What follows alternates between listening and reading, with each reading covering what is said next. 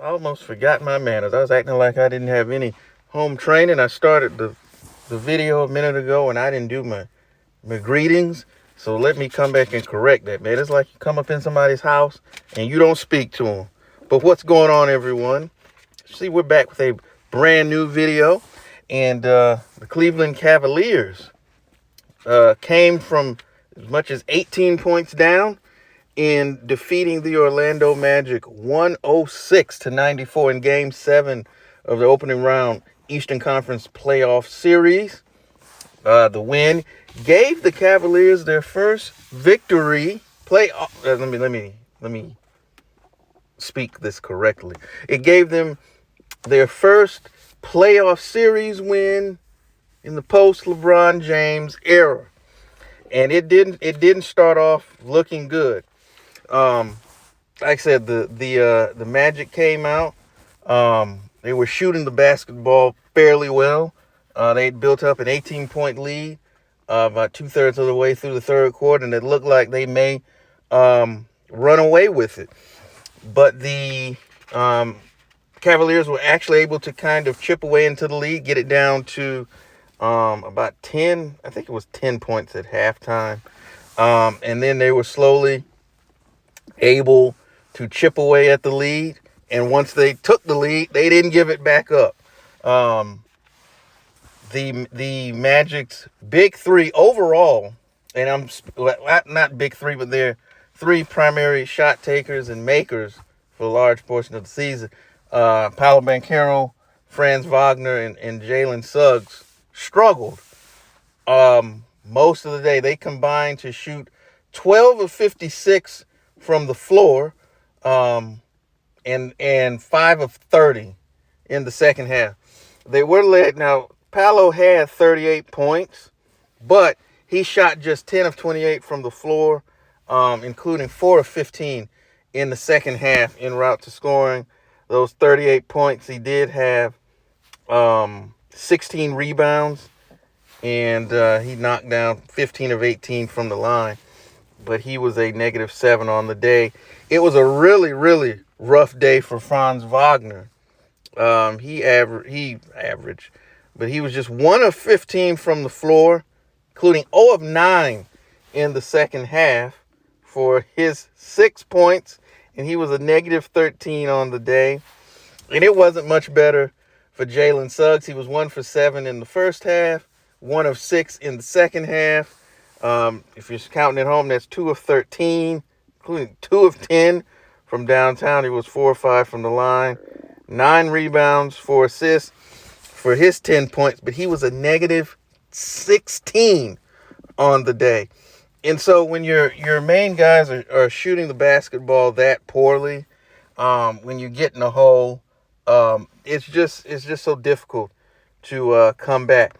Now, on the converse side, like I said, Donovan Mitchell at one point was 5 of 15 from the floor, and it looked like, I mean, he was absolutely struggling, and he knocked down 6 of his next 12 shots to finish 11 of 27 from the field. So he led the Cavaliers with 39 points, 9 rebounds, 5 assists, a steal and a block, and he was a +17 on the day.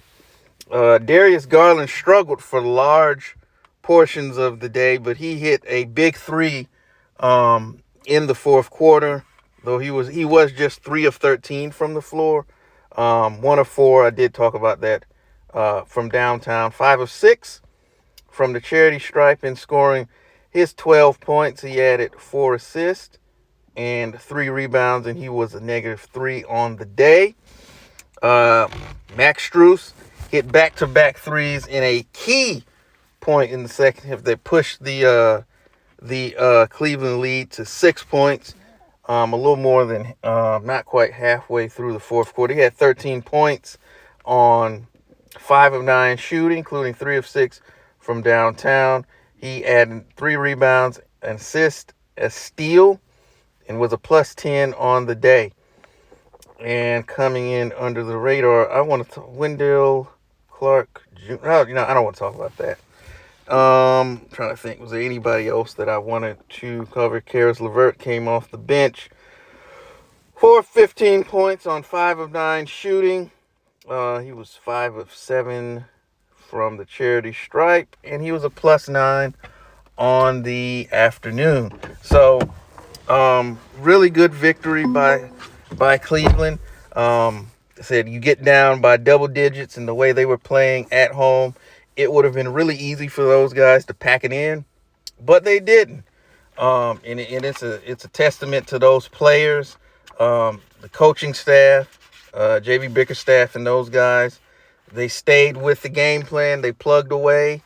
They didn't try to get it all back at once. All the cliche stuff that people say, they actually went out and did it. They executed defensively, continuously made things tougher on Suggs and Paolo, and especially Franz Wagner. He missed a lot of shots that you would typically expect him to make, but they were they were contested, but they really made him have a really, as they say, a tough day at the office. So you really have to take your hats off to those young men down in Cleveland. They got a good win in front of the home crowd, and now they move on to face Boston in the Eastern Conference Semifinals. I believe that series starts on Tuesday. On the other hand, for Orlando, like I said, it was a tough day at the office for those guys, man. You know, they built up a big lead. They really had it rolling, and they were just unable to keep it going. But overall, a good season. They're definitely trending in the right direction, even though they did lose, I should say. You know, you don't want the whole moral victory thing, but considering where this franchise was just 2 years ago, and for them to build largely through the draft with, the occasional smart trade, and they're on the right path to being, they got in the playoffs this year, but they're on the path to they're ascending and to be a player in the Eastern Conference. So they'll be a team to watch heading into next year, because they've got some things to build on. You've got some guys, obviously, in Paolo, Franz Wagner, Jalen Suggs, Wendell Carter Jr. Even you've got steady guys like Gary Harris and Markel Fultz continues to actually play solid basketball. So they've got some things cooking down there. If they can just continue to build upon that and add some more pieces and continue to upgrade their roster, they might be ready to make some noise next year down in Orlando. So like I said, they'll definitely be a team to watch. But again, Cleveland was able to get a great win in Game 7. So we're going to see what they'll be able to do against the number 1 Boston Celtics. They've definitely got their work cut out for them. If you'd like me to preview my thoughts on that series, let me know, and maybe I can get something out tomorrow. If you do, just let me know. I'll see what I can do. But with that being said, I'm going to end this video. I do appreciate you spending a few moments with us. And as always, we'll be back with more videos. And make sure you tell the ones that you love them. Peace.